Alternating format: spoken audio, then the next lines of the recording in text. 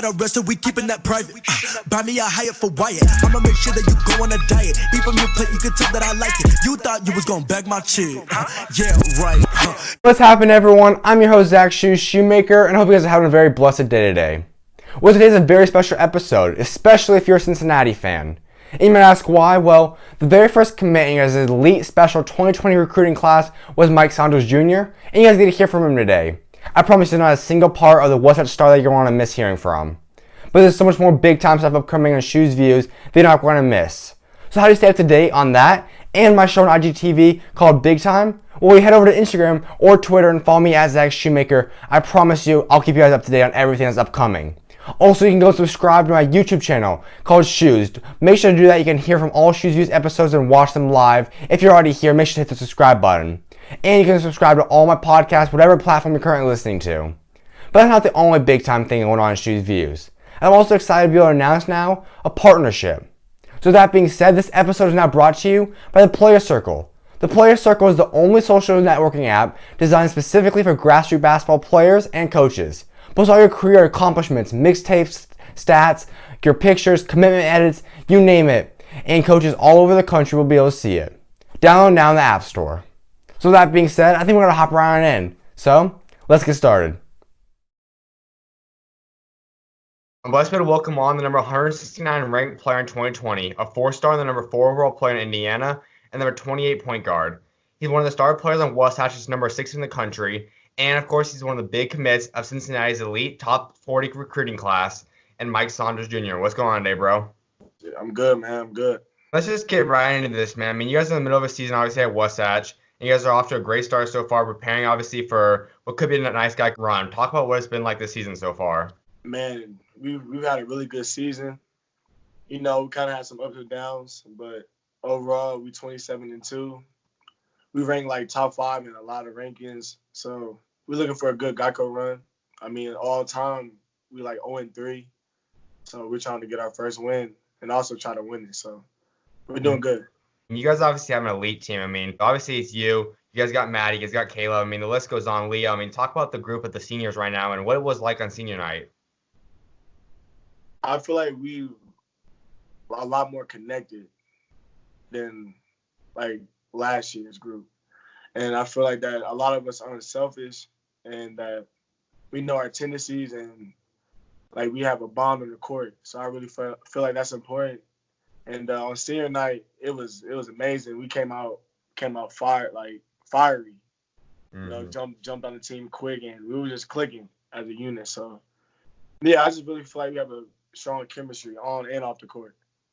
Absolutely. And a lot of people talk about that. I mean, if you guys look down the averages, I mean, no one's averaging insane numbers. I mean, but a lot of you guys could obviously, if you guys were on another team, you guys could easily all go average 20 plus a game. I mean, obviously, you're right now averaging around 15 points per game. I mean, Maddie's around like 14, 15. I mean, all you guys could average 20 plus. So talk about what it's like playing with each other and being able to sacrifice and knowing that you guys come together and form an elite team or one of the best teams, if not the best team in the country. I mean, it starts with our head coach, Coach Edmonds. He just always preaches playing as a team and playing as a unit. And he says that when we play together, then there's not a lot of teams that can stop us. So that's what we try to emphasize this year is just making sure that there's nobody that's selfish, no one that's worried about getting theirs, and just about team, like a team concept. And, yeah, it really worked out for us this year. Absolutely. And Coach Evans also talks about you, and he always has high praise about you being one of the quickest guards, if not the quickest guard he's ever coached in his entire career. So talk about that and what it's like having a coach that believes in you, being one of the top guards, being the lead guard of the team. I mean, it's crazy that he said that, like, the quickest guard that he's ever coached. Like, he's had a lot of good players that he's coached, so it's kind of honor for him to say that. And, I mean, it's kind of crazy. I don't really know how I'm fast. It's just, like, it just happened. And, yeah, it's crazy. I mean, I really feel like that's a big part of my game, and it's different than most guys in the country, so. No doubt. And then talk about the future of Wasatch. I mean, obviously we talk about guys like Pop. I mean, talk about the future of Wasatch Academy after you guys move on to go to college. I think it's going to be bright. You know what I'm saying? They're going to have to recruit some players because, you know, we're losing 5 seniors, and that's a lot to lose. So I think they'll be good. Obviously, they have Pop and some other guys. I mean, I don't know who they're going to get yet, but knowing Wasatch and knowing how much of a powerhouse we are, we should get some people for next year. Without a doubt. And then people see high school players obviously go and create these super teams all over the place. So what does it take? How do you guys kind of come together and put the pieces together and make a team like this? I think it starts with obviously the recruiting and also recruiting the right guys that are not gonna be like, nah, man, I can't play with him, or nah, I need this guy. Like, I just really feel like Coach was able to glue us together. He knew what pieces he needed to make a good team. So obviously you need to know who you're getting, like your personnel. In the beginning of the season, we always see so much hype about some teams. They just overload on guys that are 5 stars and Right. a bunch of those guys. And you guys, obviously, no one's like necessarily an elite top player, except for maybe Pop in his class. But a lot of you guys come together and are all elite players that just come together. And like you said, you guys fit perfectly together, which is awesome. Right. And then talk about not going to Geico. I mean, obviously, you guys are pretty much locked in as close as you guys can be pretty much to going to Geico. What's some of the teams that you guys look forward to playing against and you guys will have to go through to be able to win a championship? We're willing to play anybody. We feel like we can go toe-to-toe with anybody. And I really feel like we're underrated. I mean, a lot of the people that's watching us play know how legit we are, but I still feel like there's majority of the people that get caught up on Instagram and seeing the same teams over and over on Balls Live, Slam, and all that. I really feel like that we're still slept on, but it's all good. I feel like we can come out and play anybody. You know what I'm saying? I got confidence in my guys. Without a doubt. I mean, also a lot of people obviously know that the basketball world is a community that really a lot of people know each other. It's a great connection world, but talk about some of the guys across the country that you have become really close friends with. Obviously, you're not from Utah, but talk about what it's like seeing guys come from all over and really form those connections. Yeah, I feel like playing AAU all these years, it's crazy seeing guys I used to go against all the time and seeing what they're doing now is crazy. You know what I'm saying? And some guys Zeb Jackson that goes to Montberry, that's my guy. I played against him for a long time. Jalen Suggs, obviously you know him. I've known Jalen since we was in 3rd grade, and the fact that he's getting all these accolades now and stuff like that, it's cool to see. And I've never been the type to be jealous or nothing like that. I'm always supportive of anybody. I'm glad that they're doing good in their lane, and I wish everyone the best. Like you said, I mean, people grow up with people that you're playing maybe when you guys are in 3rd, 4th grade playing Right. together, and all of a sudden you guys might split up, go different states, go different teams, and at the end of the day, we see those pictures going back where 3 or 4 or 5 college NBA players end up playing together back in the day, which is cool to see. Yeah, it's amazing. So let's talk about your AAU career. I mean, obviously this last time you played with G3 Grind, what was that experience like? We've been together for a long time, since 2nd grade, that team I was playing on. But this last year, it was different because we didn't really have the same people. And it was kind of hard at first, I'm not going to lie. We struggled. We barely won the games. It was mentally and physically tough. So, I mean, it was a good learning experience, and I'm glad I was able to play my last year with guys that I know, guys where I'm from. I could have easily just went and played with someone else, but I just feel like it was right to finish out with them, and also my dad being the head coach. So it was good. Exactly, and I think that's something that's so key. I mean, a lot of people always have to balance the loyalty part and maybe pursuing what may be more fun or more enjoyable for you, and you don't have that loyalty aspect, and going through challenges, ups and downs is something that you deal with in life often on the course. So being able to go through that obviously helps you down the road as well. Right. What was it like from the first time you got your very first offer up until obviously committing? So my first offer was IUPUI when I was in 8th grade. And thinking back to that time, so my godbrother is George Hill, plays with Milwaukee Bucks, and he went to IUPUI.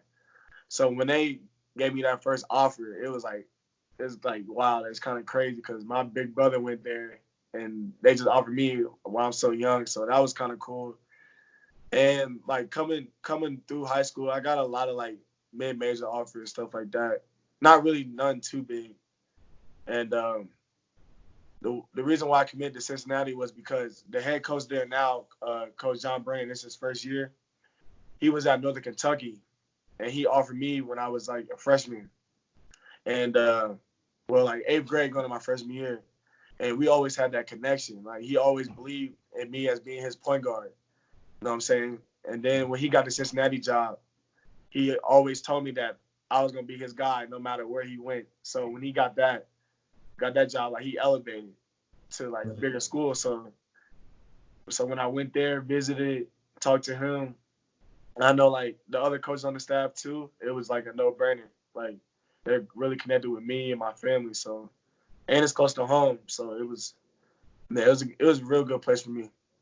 That's awesome. I think a lot of people want to go to the big schools like Duke, Kansas, Kentucky's, whatever it may be, but end of the day, it's finding the best fit and the coach that really wants to embrace you and being whatever your role that you want is. And going into that obviously is a huge thing. And that's one thing that's I feel like is lost. And this is what my dad always preached to me, like you have to find a head coach that believes in you and believes in your abilities and also breaks down your game and is gonna tell you how he's gonna use you. Like I think a lot of these guys get caught up in the name of the school and they want to team up with people and stuff like that. But then when they get there, their game don't pan out.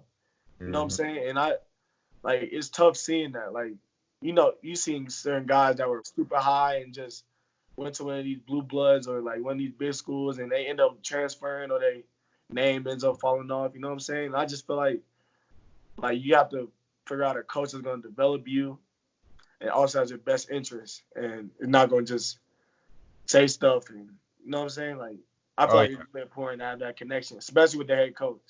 I couldn't agree more, man. I think especially in today's world, I think go back 10, 15 years, maybe it was harder to say go to a smaller school due to media. But today with media people are getting heavily covered in the smallest of D1 schools. Even some D2 schools are getting covered. And as long as, like you said, you find the right fit, you can go and be a top pick. I mean, John Morant's going to be the icon of that for the next forever. I mean, went to a school that not many people really heard of, and he became the number 2 overall pick. And that's something that people can embrace, saying, I can go wherever, become the player I really want to become. Exactly. And obviously, you're not just the only one committing to Cincinnati. You guys also have a guy in Tari Eason, and you guys also have the twins going. Talk about what it was like attracting them and being able to kind of form this elite recruiting class with them now. So, Gabe and Mason, I've played against them in AAU through the years because they're from Wisconsin, so that's like the Midwest. So I always knew about them. And I first met them when it was under official at Cincinnati. And I just talked to them at the football game. And they just seen how crazy the fans are about basketball and how, you know what I'm saying? They just know, Cincinnati's a basketball town. And I was just talking to them, and I was like, you see all these fans here for football, but they also know your name at a football game, and they know you play basketball. You know what I'm saying? So it's just it was cool talking to them, and I kind of knew that I locked them in. I did pretty good recruiting, so so I've always knew them. And Tari, he was on his official, and I was there too. And I talked to him.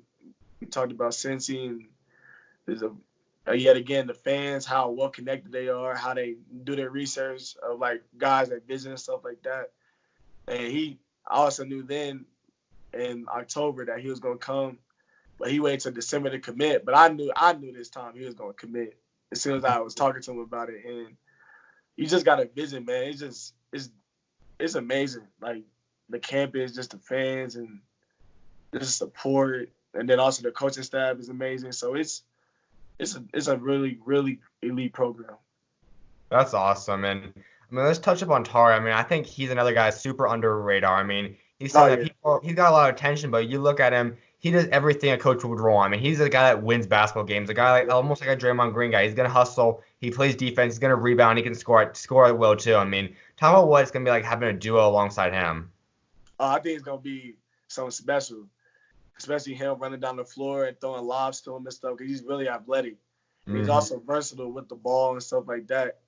And I seen it up close when we was playing in Hawaii. So I think we're gonna be able to do some things next year and years on. Being the first commit of a recruiting class is something that a lot of people kind of fear at sometimes. Some players do. And what's it like knowing that, okay, you're going to go in, you're really going to be the face of it, and you're going to be the first guy to go, and from there it's kind of on you to determine a class. Well, it's kind of like the feeling of knowing you're the first person. I just felt confident and my ability to be able to grab people, like be able to recruit others. You know what I'm saying? Mm-hmm. And being the first person to commit, obviously the fans are gonna be behind you. So like since like this whole season I've been here at Wasatch, Cincinnati has always been so supportive. Like every time I tweet something, the fans is always on it. Like especially if it's anything about Cincinnati, like they always are supportive. And a lot of these other programs, they're not really as supportive of their basketball teams. And Cincinnati fans, they're really supportive, and I really appreciate that. Me and my family, we really appreciate that. So That's big time. And so talk about the recruiting process. I mean, you talk about obviously having a huge impact in getting the twins, getting Tari, but as a coaching staff, how did they kind of communicate with you? Did you kind of influence the players that you maybe wanted, or did they kind of give you an idea of who they wanted and you kind of did the work and help recruit too? they just gave me the idea of who they wanted, and they didn't really say too much.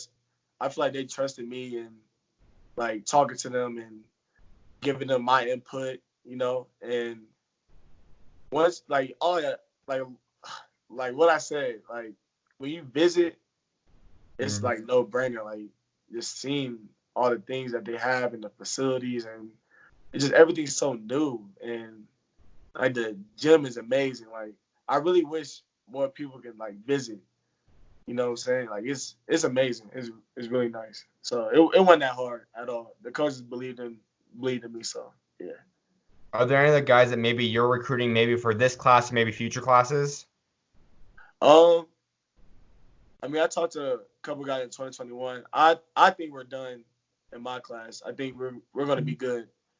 Mm-hmm. So I've kind of seen like who they've offered in other classes, and I talked to a few of them. At the end of the day, I mean, no matter how long your career is, I know you obviously will have the aspirations to want to play professional, rather it be NBA, overseas, whatever it is. So talk about what it's going to take for you to get to that point eventually. Hard work and dedication. You have to stay committed all the time. You can't take no breaks. You can't let other things distract you. You gotta stay fully committed to your craft, and good things will come out of it. So I just feel like that if I stay the right course that I'm on now and don't let anything persuade me from getting to where I want to go, then I feel like I can go as far as basketball want to take me. Having basketball in your family, I mean, you talk about having George Hill obviously in your life. What's it been like seeing basketball people around you and kind of be able to help guide you down this path? The more I got older, the more that I pay attention to certain things, like on the court, but mostly off the court, like how professional George is and how like your image on social media and your image period of how people judge you. Because at the end of the day, you can tell people how good you are and stuff like that, but you also need people that can support that. Like people that can put in the work for you. Like, yeah, this guy is always like helpful. Like he's respectable. You know what I'm saying? Like you also gotta have respect from others that can put in the work for you. So I just feel like that's important. You know. You touched up on that perfectly. I mean, I think George Hill is one of the most respected players in the NBA, and a lot of people obviously know, of course, the superstars, the LeBron James, the first ballot Hall of Famers are guys that can last for a long time, but the guys that are almost like rotational players, if you want to call them, there's key pieces of their team, like George Hill, Trevor Ariza, those kind of guys. Those are guys that are really impressive in their jobs because not many guys last that long in the NBA, but just being good, solid players. So talk about what it's like seeing him and kind of have that representation showing that you don't have to be a superstar to last that long and, like you said, be a respectable person. Exactly. You just gotta do your play your role. Don't try to do more than what the coach asks. Also do it at a high enough level that you can consistently play for the amount of years that George and, like you said, Trevor Ariza played. So yeah, man, just being respectable, just do what you gotta do to succeed. You also have the opportunity to be around one of the first ballot Hall of Famers that we just talked about a little bit, and Steph Curry. I mean, talk about what that camp experience was like. That was surreal, like seeing Steph up close, because like I've always seen Steph highlights, you know what I'm saying, like what he's done in the finals and all the accolades he has already, and just seeing him up close, it was crazy. And he's not that tall, but he's lights out. Like you see why you see how good he shoots. Like you see why. Like you see the drills that he does constantly every day to get to where he's at now. So yeah, that was an amazing experience. I mean, I didn't get to play against him. I was kind of bad because he played every other team except for ours. So it was yeah, I don't know how that happened, but yeah, it was cool to meet him and talk to him. And I guess he didn't know me because George told him that I was gonna be there. So that's kind of cool that he already knew of me. So That's awesome. And talk a little bit more about this, 'cause I think in today's world, it's cool to see so many NBA players kind of get back to the high school and the up and coming guys. I mean, we see so many guys like LeBron, Dwayne Wade, obviously all these teams guys, all these NBA players that are funding teams. So talk about what it's like seeing professional athletes give back and now becoming such a big icon in high school basketball.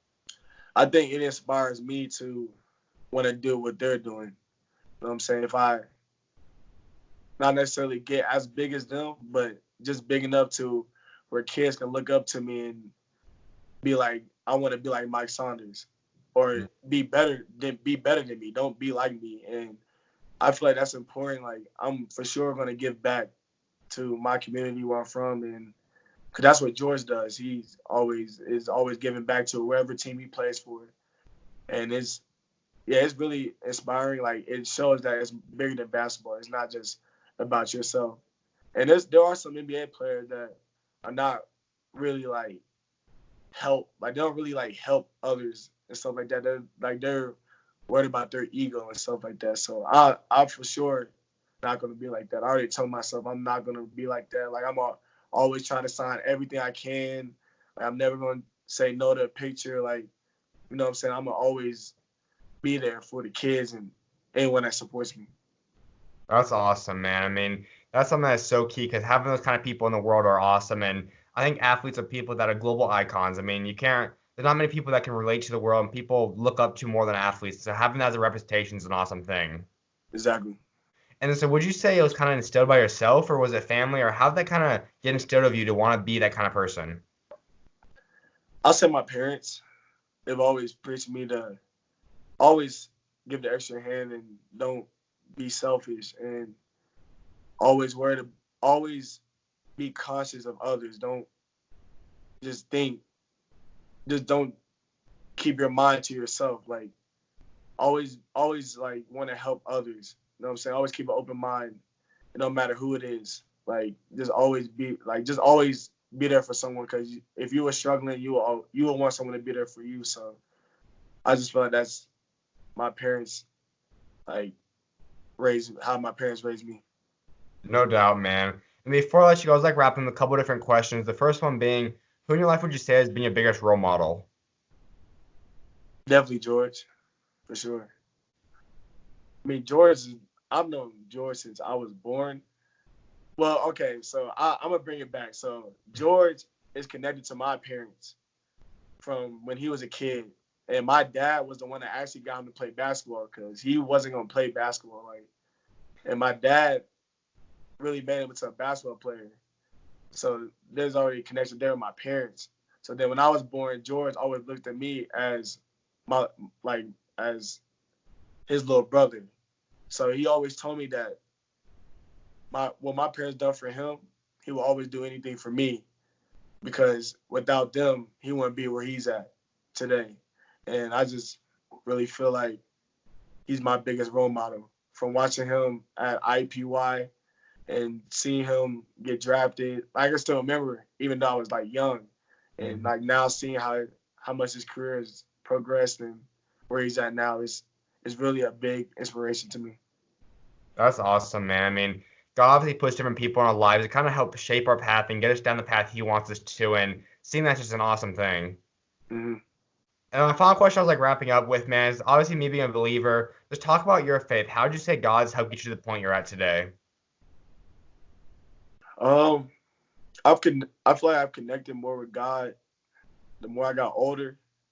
I feel like the more I get older, the more I think and I process things more, and you know what I'm saying? And I feel like God does certain things for me to become the person I am today. And I never look at it like if things bad happen to me, I don't look at him as like, why is he doing this? I look at it as like, this a light at the tunnel. You know what I'm saying? Like there's something in store for me that I don't know yet, but it will all come together in the end. So that's how I look at it with guys. So Absolutely, man. I think that's so key because I think so many people do get unfortunately stuck up in that. A lot of people look to that as possibly being a reason that they don't believe it. There's different causes with that, and just knowing that those things are meant to make you stronger, make those things help push you down and make you a better person and get you to the destination he has in store for you is just an awesome thing to recognize and see. right.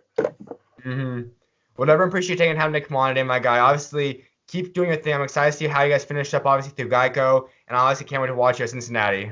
Appreciate it, bro. Thanks for having me. No problem, bro. God bless. You too.